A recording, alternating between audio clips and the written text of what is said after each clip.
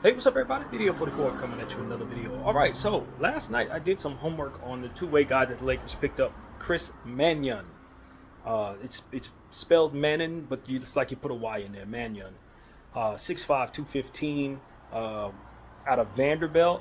I think, if I'm not mistaken, he was a 5-year collegiate guy. Of course, because of the COVID year, they gave guys an extra year. I think he was one of those.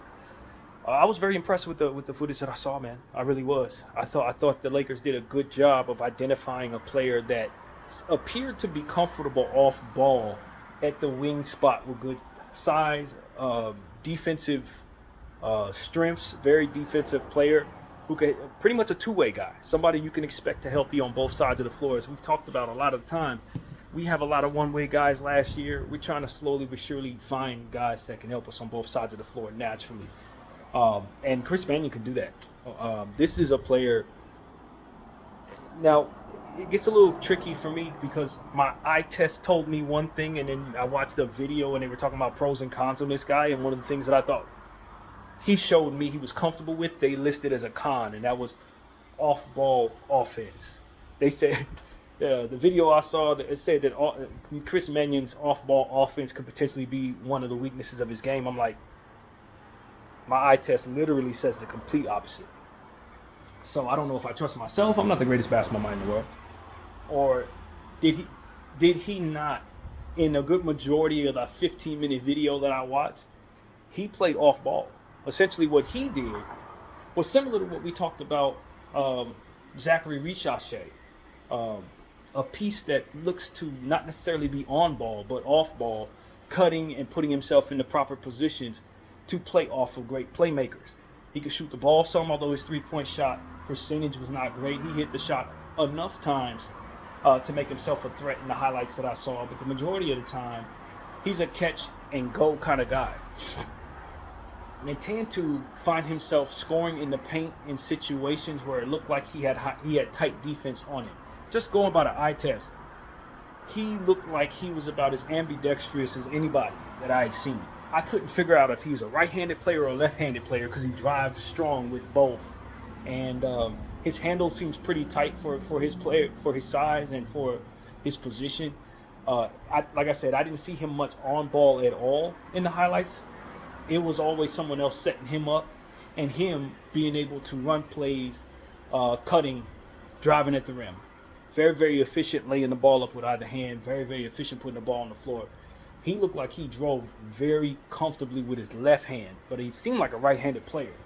But his drive is what really impressed me right away.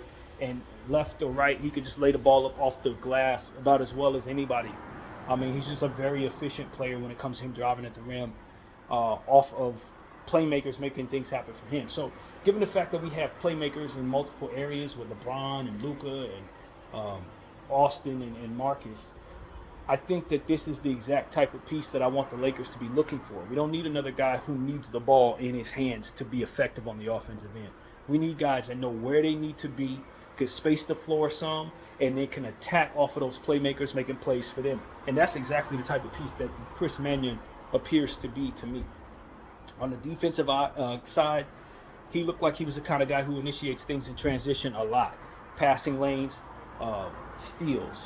I didn't see a whole lot of on-ball defense in the highlights that I saw, but he was usually a guy getting out in the fast break, initiating things, getting steals that way, and just being a complete threat on both sides of the floor. I was extremely impressed with his basketball IQ. I don't think many players strive doing the things that he does. He finds himself in the right place at the right time a lot of the time in the highlights. He has a knack for the ball around the rim. If it's coming off the rim, he tends to find himself in the right place. I don't know if he's getting lucky or he just kind of has a feel for this type of thing. Some players just do. But to me, it seemed like through the eye test, he's probably a potentially solid, if not good, rebounder for his position. And I was extremely impressed with his overall just heads up basketball IQ. He just tends to know when to cut. He finds himself in positions to really help playmakers, it seemed to me. He knows when to go. He knows when not to. And I just think that the base level of this player is somebody who can already step on the floor and help our offense right away. I walked away from him saying, yo, he was the best player on the floor a good portion of the time, and he didn't need the ball in his hands to be that. That's what I saw. And so as I broke down Zachary Richaussee last year and told everybody, yo, I don't think Zachary Richaussee is much of a ball handler, but off ball, if he has people setting him up, he could be one of the best off ball players in the world. Now, I don't think Manon has anywhere near the athleticism, although Manon could dunk the ball a little bit. He's not deficient necessarily athletically. I saw him get up a little bit. But Zachary Richaussee wiry and all different types of stuff. He has a lot of strengths. But like the template of what type of player I think Manon is kind of utilized the same way I would expect Richaussee to be utilized at his best. Somebody who's going to be playing with playmakers off the ball, scoring and striking and driving at the rim, catch and go type of guy. And that's really what I see there. Manon is a catch and go type of guy. Not necessarily setting the play up for anyone else, but he can get hockey assists because he has a good floor vision. So he has the ability to identify when he needs to pass, when he catches the ball, when he needs to go, when he catches the ball, and when he needs to shoot when he catches the ball. Now, I will say his three-point volume did not look very plentiful. The numbers say he shot poor, probably like 30%, but the eye test tells me he's looking to put the ball on the floor 9 out of 10 times. He catch around the perimeter. He ain't going to look to three. He's looking to move. And he's going to drive, put pressure on the rim as it pertains to his downhill ability. And he tends to find ways to get into the paint in situations where I think certain players would otherwise be clogged defensively. Usually when you see guys drive at certain angles, when the defense is attacking them a certain way, you don't trust that they can get into the paint to score. You don't trust they're going to get a good angle on the layup. He finds ways to score in those tight windows and these awkward angles when he's catching the ball. You don't think he's going to be able to turn the corner, and he's able to. You don't think he'll be able to dribble past somebody, and he pushes forward and finds a way to be efficient. So that's what I picked up from Chris Manon. He just really has a knack for where he needs to be to attack.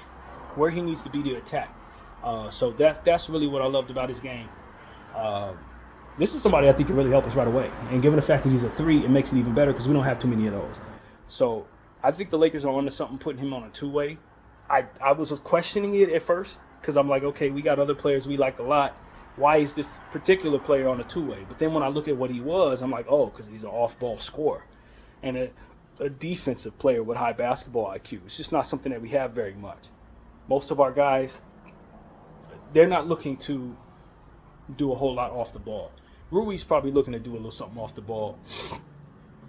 Catch and score, not a whole lot of court vision, not the greatest basketball IQ in my opinion. So that's my thing with Ruiz. It's like, if I need to score only, I can go to him, and then defensively, he's kind of limited. I think Manon, not nearly the talented scorer of Rui, obviously not the three-point shooter, but somebody that gives me a different look, more traditional 3, that I could put off on the floor with any of these multiple playmakers or combinations of playmakers, and he doesn't need the ball in his hands to start plays in order to be effective. Austin tends to need the ball in his hands so he can play make. Marcus Smart is going to look to score with the ball in his hands, play make. Bron and Luka obviously move with the ball in their hands, and they move it from there. Manion's going to be able to play off the ball 90% of the time and still be extremely effective in scoring the ball. Still be extremely effective in helping us on both sides. So I'm a big fan of what I saw from Manon. I think this guy could be a real contributor to our team right away. I think his basketball IQ and just what he does alone gives us a fresh look at something that we don't have much of.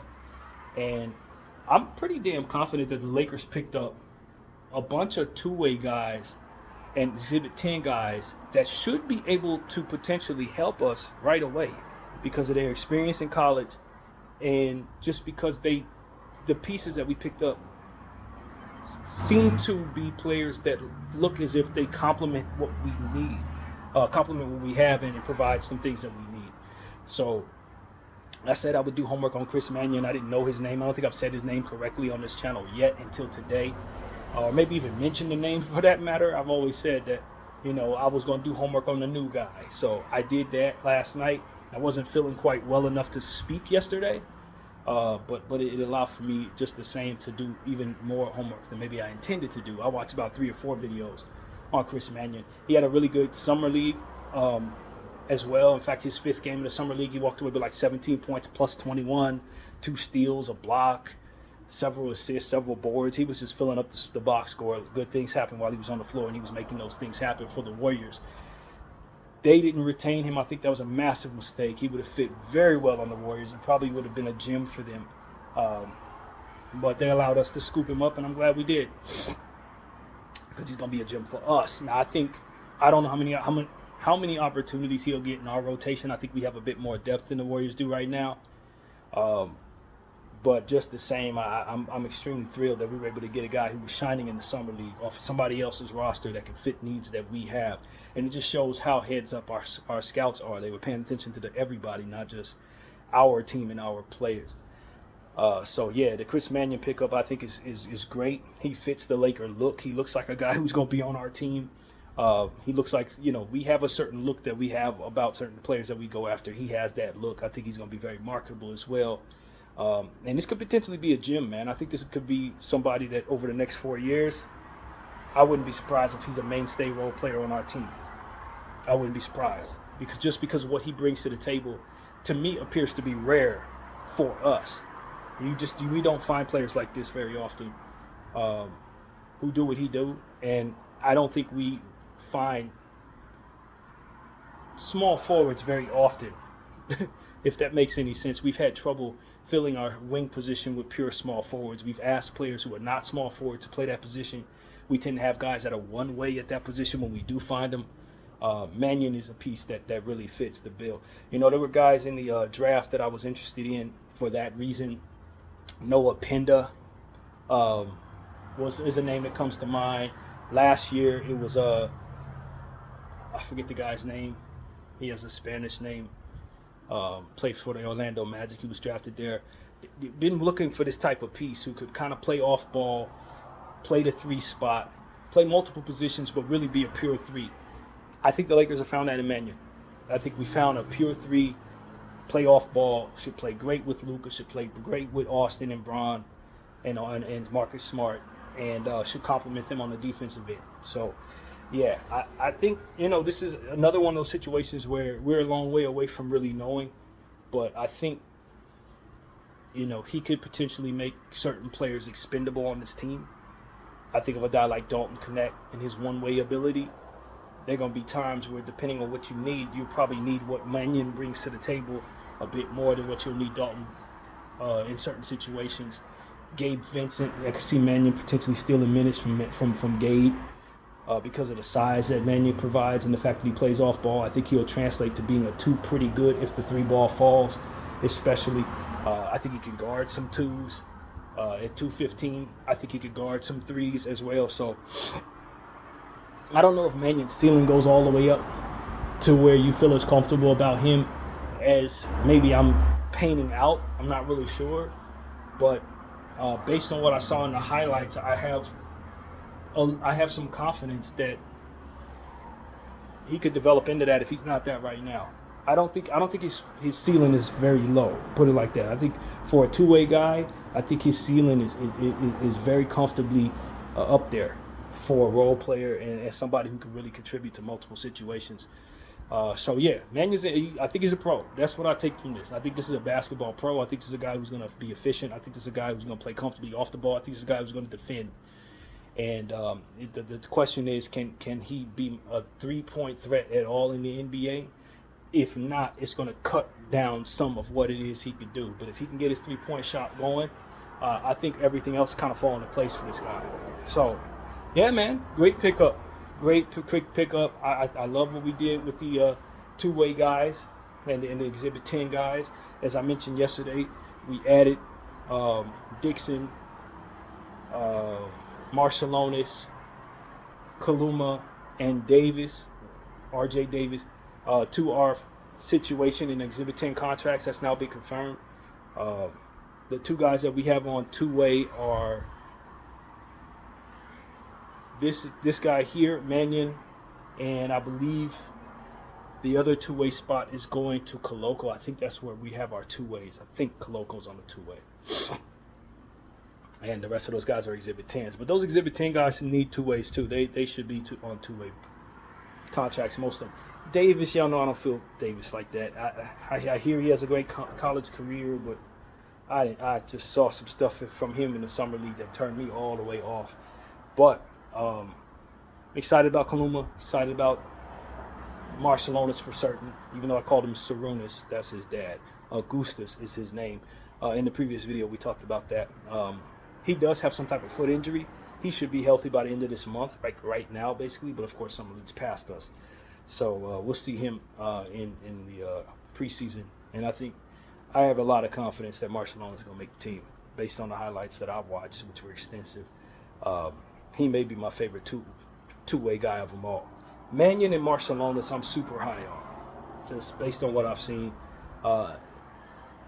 Kaluma didn't get a chance to play as much. And like I said, Davis, I still haven't done any homework on Davis. That's the next person I need to sit down and watch film on. But I've heard great things. Excited about him, just the same. So, yeah, man, that's really what it is, man. This is a great group of scouts that we have here in LA, and I think there's a chance that all of these dudes have NBA roles in this league. I think there's a chance all of them do. So that's pretty much what I want to say, man. Manion's a keeper.